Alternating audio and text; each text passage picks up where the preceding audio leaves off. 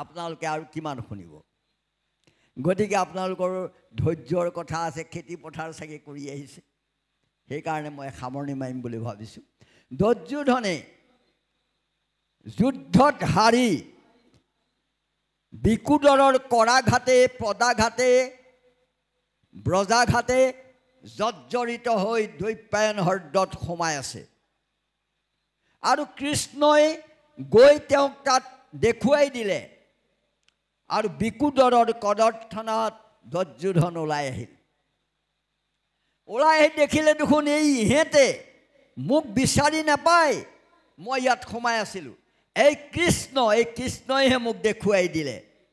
এনেও তেওঁ কৃষ্ণলৈ তেওঁ বৈৰীভাৱে সদায় চিন্তা কৰি থাকে কৃষ্ণক দেখি তেওঁ জাজিল্যমান হৈ গৈ পাণ্ডৱসকলক ক'লে শুন হেৰথ জাৰথ পাণ্ডৱ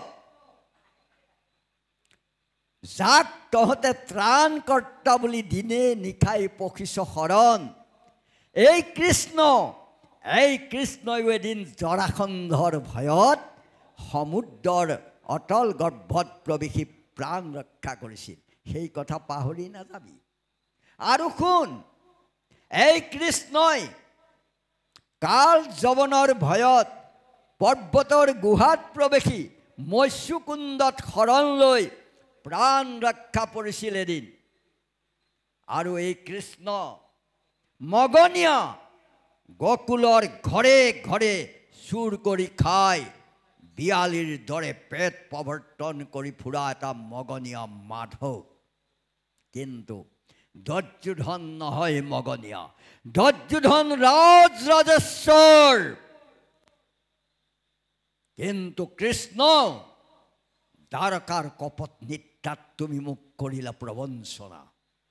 সেইবাবে দুৰ্যোধন হৈ পৰিল আজি এনে অৱস্থা তুমিতো দয়াময় অগতিৰ গতি তুমিতো নাৰায়ণ সমস্ত প্ৰাণীত অয়ন কৰা তুমি কি দুৰ্যোধনৰ হৃদয়ত নাছিলা যুধিষ্ঠিৰক সুবাসনাৰে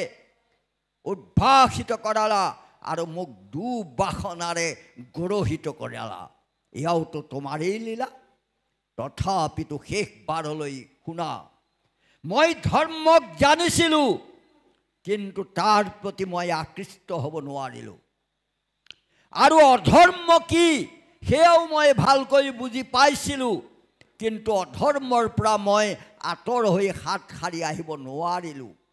সেইকাৰণে কৃষ্ণ শেষবাৰলৈ তোমাক ক'লোঁ ধৰ্মক জানো মই তথাপি ধৰ্ম কৰিব নোৱাৰিলোঁ অধৰ্মৰ পৰা আঁতৰ হ'ব নোৱাৰিলোঁ তুমি হৃদিস্থিত হৈ তুমি মোৰ হিয়াত থাকি যি কৰাইবা কৃষ্ণ মই তাকেই কৰিম বুলি তেওঁ গদালৈ যুদ্ধ কৰি প্ৰাণ বিসৰ্জন দিলে যুধিষ্ঠিৰতকৈ আগ হৈ গৈ স্বৰ্গত বহি আছে যুধিষ্ঠিৰক আগবঢ়াই নিছে দাদা তোমাৰ ৰাস্তাতকৈ মোৰ ৰাস্তা বেছি সুগম তোমাতকৈ মই আগতে আহি বহিলোহি এই দুৰ্যোধনৰ ঘোষা ফাঁকি কি ধৰ্ম জানো মই তথাপি প্ৰবৃত্তি নাই অধৰ্মত নিৰ্বৃত্তি নোহয় হৃদিস্থিত হৈয়া স্বামী যেন কৰাইবা স্বামী অহিষিকে কৰে তেনেয়